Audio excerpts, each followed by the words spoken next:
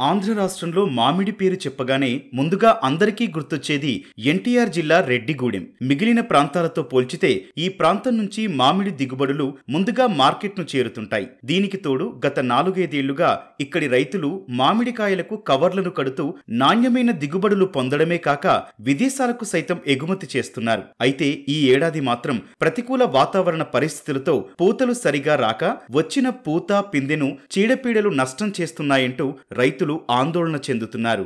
ఈ తోట వేసి 3 సంవత్సరాలు 5 నెలలు అవుతుందండి.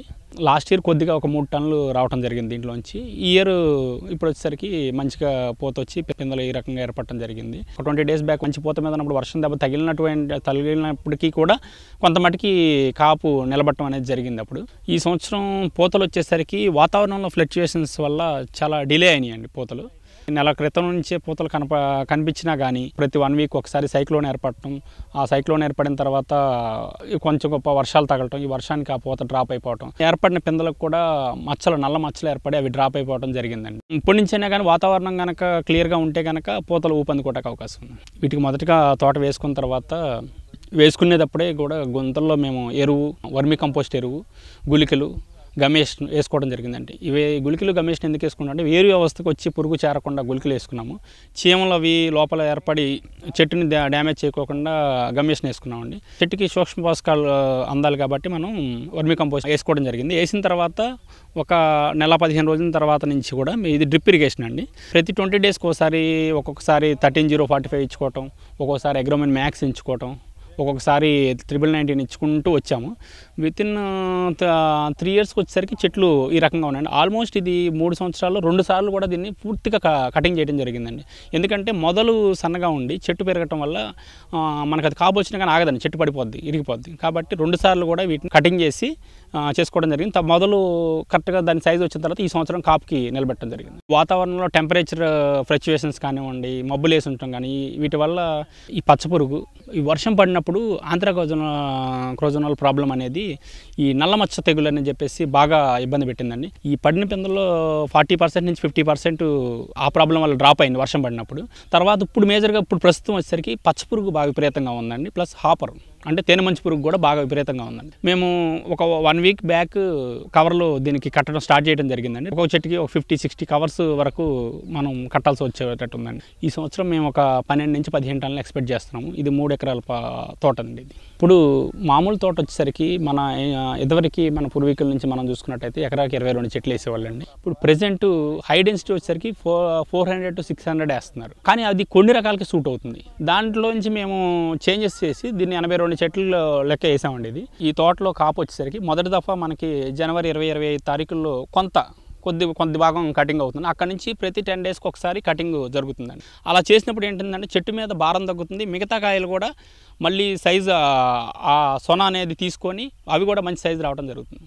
ఈ ఏడాది అకాల వర్షాలు, తుపాను, పెరుగుతోన్న చలిగాలుల ప్రభావం మామిడి పూతపై ప్రతికూలత చూపుతోంది. చెట్లపై పూత పెద్దగా లేకపోవడంతో వ్యాపారులు ఆచితూచి తోటలను కొనుగోలు చేస్తున్నారని, ఈ ఏడాది కేవలం 5% తోటలు మాత్రమే అమ్మకాలు జరిగాయని రైతులు చెబుతున్నారు. ప్రస్తుతం నిమ్మకాయ సైజుకొచ్చిన కాయలకు కవర్లు కట్టామని, ఈ విధానం ద్వారా కాయల నాణ్యత బాగుంటుందని వారంటున్నారు. 1 మంత్ బ్యాక్ మనకి కొద్దిగా వర్షం అనేది పడిందండి.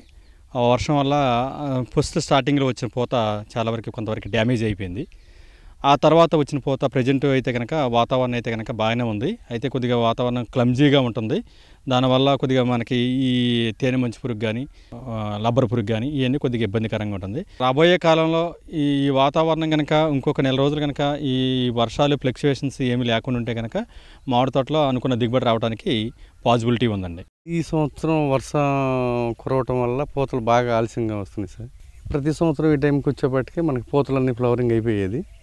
ఈ సంవత్సరం ఏంటంటే బాగా డల్గా ఉన్నాయి సార్, వాతావరణం అనుకూలంగా లేకపోవడం వల్ల. దాంతో ఏంటంటే 2 వారాలకు ఒకసారి తుఫాన్లు అంటున్నారు. ఈ తుఫాన్లతోటి వాతావరణం బాగా డల్గా ఉన్నాయి సార్. పురుగు మందులు ఎక్కువ పడుతున్నాయి వీటికి, పురుగులు కొట్టడానికి కూడా.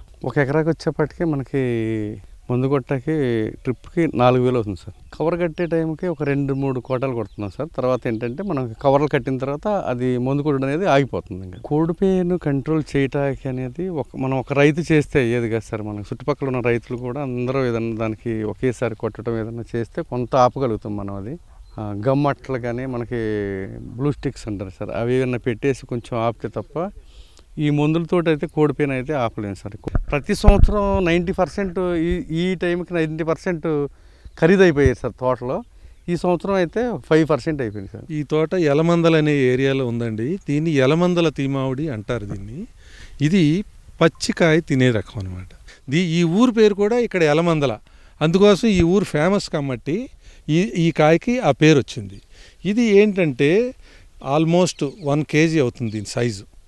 ఈ సైజు ఈ పచ్చికాయ ఎర్లీగా వస్తుంది క్రాపు అన్నిటికంటే. తర్వాత దీనికి ఉన్న స్పెషల్ క్యారెక్టర్స్ ఏంటంటే పిండి పదార్థాలు ఎక్కువ ఉంటాయి దీనికి. అట్లాగే వీటి కవర్లు కట్టడం వల్ల దీని క్యారెక్టర్ మారిపోతుంది, దీని సైజు మారిపోతుంది. ఇది మార్కెట్లో 100 నుంచి 150 రూపాయలు కూడా అమ్ముతున్నారు.